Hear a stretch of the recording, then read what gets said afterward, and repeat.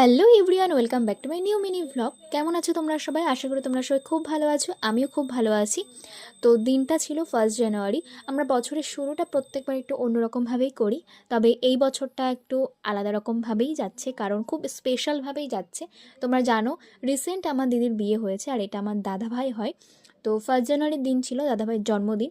আমরা ছোটোখাটো করে আর কি সেলিব্রেশন করেছিলাম। দেন সেদিনকে আমরা গেছিলাম সাতভাই কালীতলায় বনগাঁতে। সেখানে পুজো দিয়ে নৌকা চড়েছিলাম। তবে আমার না খুব ইচ্ছে ছিল নৈহাটিতে যাওয়ার, বড় মাকে দর্শন করার। সেখানে শুনেছি প্রচুর ভিড় হয়, প্রচুর মানুষ যায়। তবে দুর্ভাগ্যবশত আমারই যাওয়া হয়ে ওঠেনি। তাই যেমন ভাবনা তেমন কাজ। তাই আমরা বেরিয়ে পড়েছিলাম 4 জানুয়ারি শনিবার। সেদিনকে 4 জন মিলে গেছিলাম, আমার অফিস কালিগরা মিলে। খুব ভোরবেলাতেই আমরা বেরিয়ে পড়ে গেছিলাম, কারণ প্রচুর ভিড় হয়, তাই তাড়াতাড়ি গেছিলাম। আর তাও গিয়ে দেখি প্রচুর লাইন ছিল, তাও খুব ভালোভাবেই আমরা পুজো দিতে পেরেছি।